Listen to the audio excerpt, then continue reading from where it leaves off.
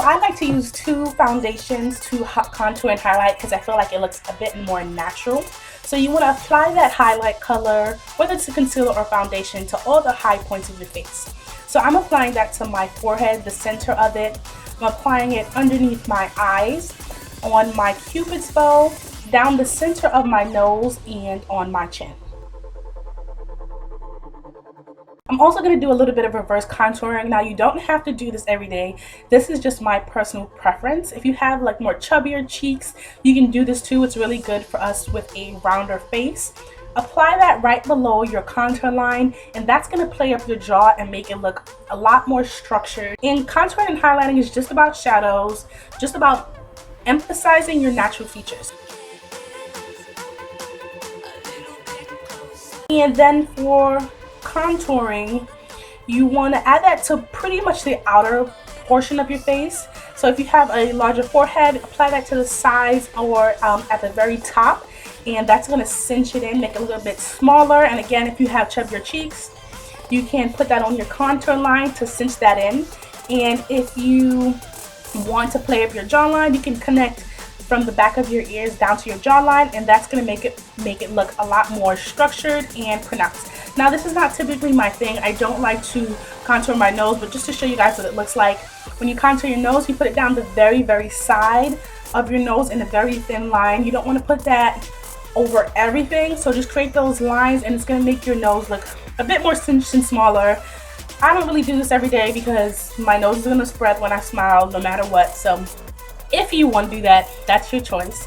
Also putting it below my bottom lip to even it out because my top lip is bigger than my bottom lip, so that just creates a shadow underneath your lip to make it appear a little bit larger or more even in my case.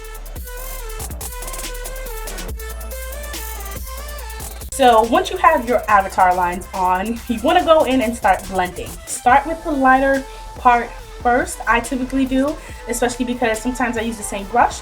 So I'm going to go ahead and blend that in. Now I'm using the Bobbi Brown foundation sticks, skin foundation sticks, and the name is, it really truly speaks for what it is. This foundation is so skin-like. It's really amazing. I know you guys are probably tired of seeing me use it in all of my videos, but I love this foundation. One of my favorite things about it is that it does not sink into the lines. Like, I have really long and defined pronounced smile lines. I smile a lot. I can't help that, and I have a lot of wrinkles under my eyes, so especially when I smile. So I need product that's not going to sink right into it, and this foundation is just amazing. It does not sink into it. I love this foundation, and of course Bobbi Brown always nails the color for brown skin. So really been loving these two foundations. I definitely recommend that you get it. If you don't have this, especially if you're a makeup artist, you're not going to regret buying this foundation. And so as you can see right there, my jaw is starting to look a lot more pronounced, and yeah, that's kind of the look I was going for.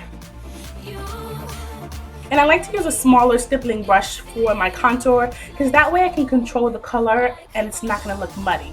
So once I finish blending that out, I'm going to go in with a damp beauty blender, and this is just going to blur the lines between the contour and the highlight just to make sure that it's no lines of demarcation there. You can't see where it ends or stops.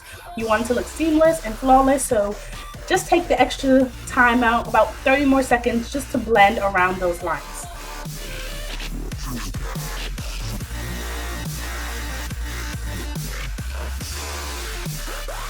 I'm also going to blend around those lines again once I do have my powder on, just to ensure that it looks really seamless. So that's what it's looking out before I added the powder. As you can see, it's really well blended out, and the foundation is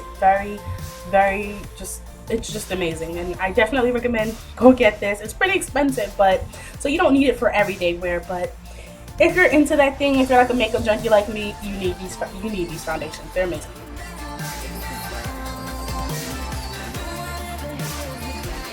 So now you're going to set that with powder, and that's basically to keep everything in place, especially if you're like me and you have very oily skin. Set that in place with a powder, and I will list what I use in the description box, and that just helps your makeup stay in place and last throughout the entire day.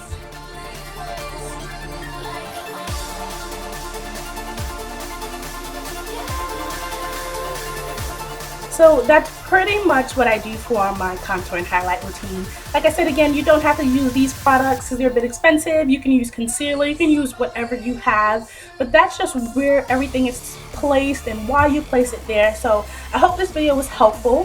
Thank you guys so much for watching. Don't forget to thumbs up and leave a comment in the comment section. Subscribe if you haven't. Thank you guys so much for watching, and I will see you guys in another video.